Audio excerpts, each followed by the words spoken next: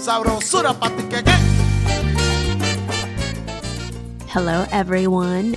This is Pam, the Café con Pam, the bilingual podcast that features Latine and people of the global majority who break barriers, change lives, and make this world a better place. Welcome to episode 369 of Café con Pam.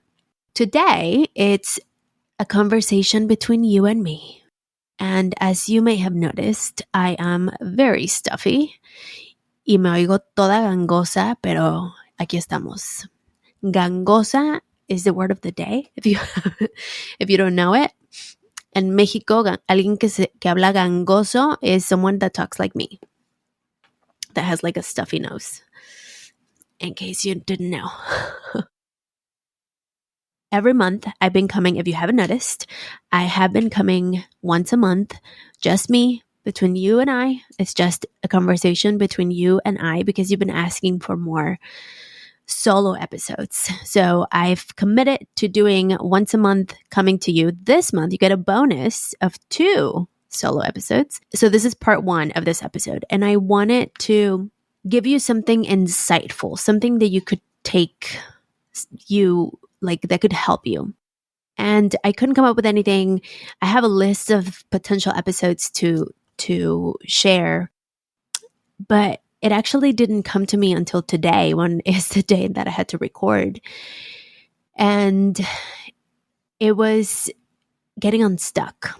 As you know, I recently moved, and with my move, all of my furniture restoration projects have come to fruition because now I have a garage and I have space and I can actually have tools and kind of like make a mess without it being the mess in my living room where I'm living. And so my new place has allowed me to do more renovation projects. So I have another renovation story, and this is from my 1940s bookshelf. I bought this bookshelf at a garage sale very randomly. I was driving in San Diego about 10 years ago, probably, I'm going to say 7. And I came across this yard sale, and they didn't have much, frankly, because it was a yard sale. It wasn't a garage sale. So it was like a small apartment. They just put some things out, but I don't know. I always like to see what you could find. And she said, I have something else. I have like stuff inside. And so I was like, well, this is weird, but let's go. It was an older woman. She brought me inside, and there was this bookshelf.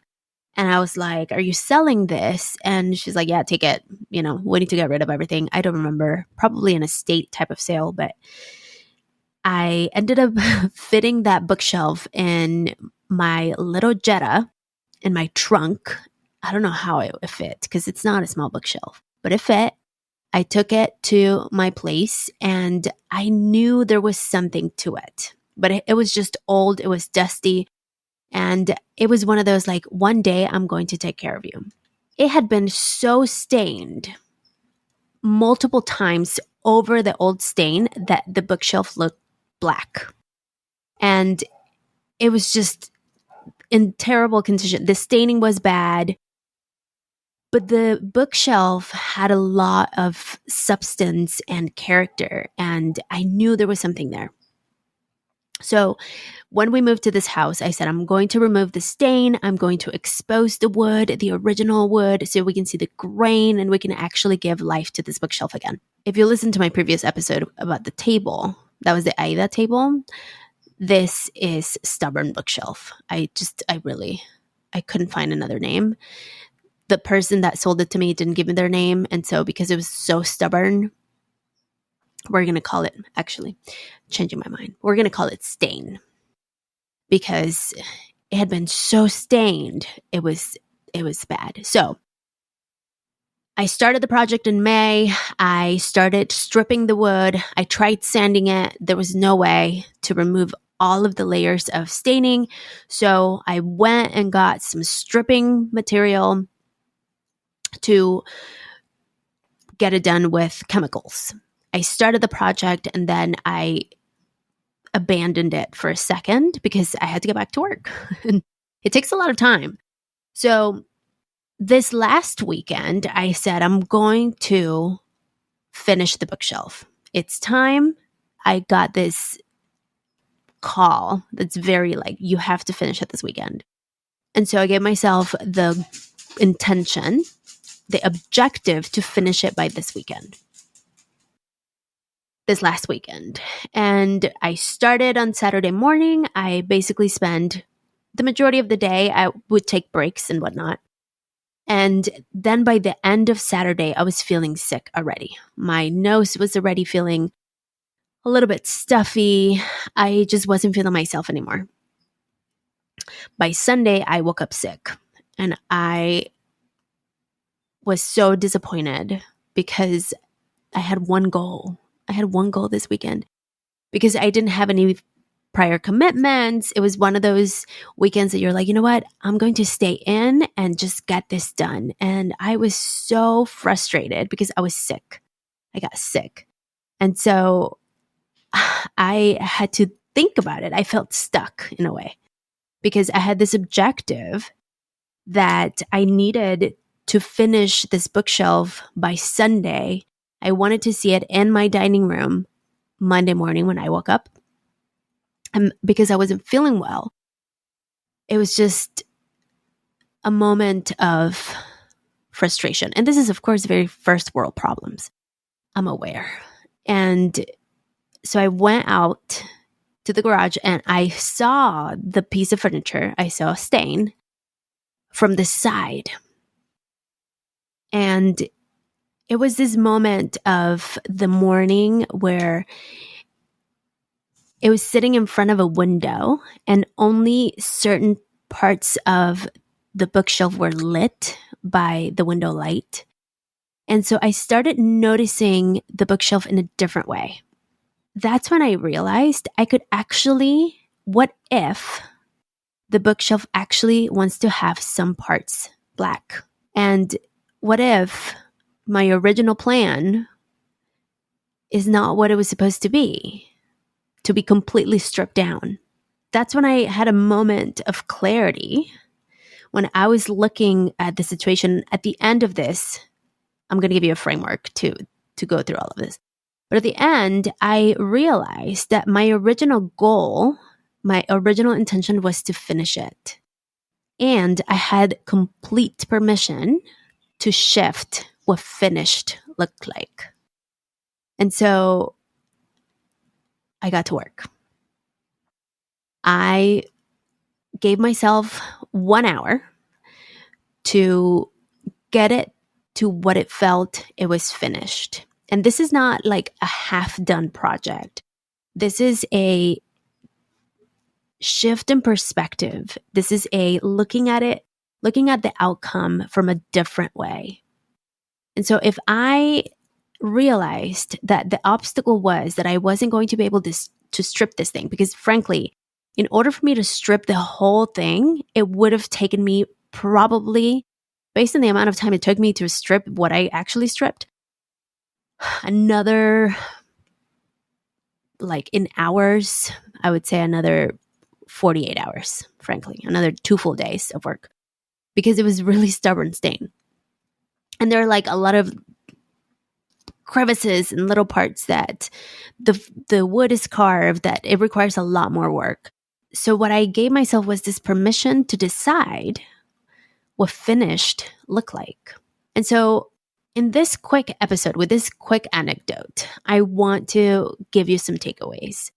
Number one, if you feel stuck, embrace flexibility. And you may have a goal, you may have an intention, but it can be achieved in different ways. If you're agile, if you are flexible, you can, and you're open, this can lead to unexpected beauty, unexpected success, unexpected opportunities. This can lead to different solutions you had not considered. Number two, listen to your body. Because if I had not listened to my body, that I needed to rest and I had pushed through, I only gave myself an hour to work on this on Sunday, then I would have probably fallen more ill, the rest of the day. So required much more sleep time. And so listening to your body in all the ways, because I also listened to my body when my body was like, you have to finish it this weekend because I don't want to have another lingering project lingering.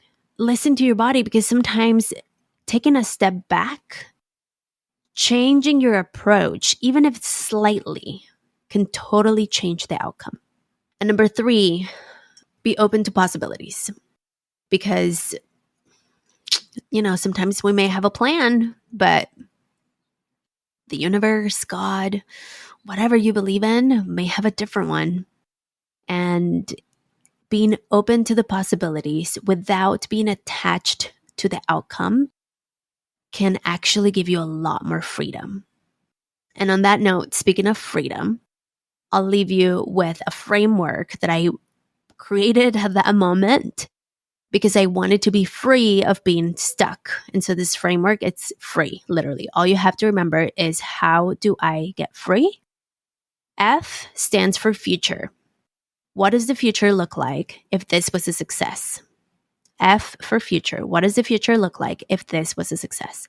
In my case, the future looked like the bookshelf was in my dining room by Monday. That was the future. That's what success was on my book at that moment on Sunday morning. Road.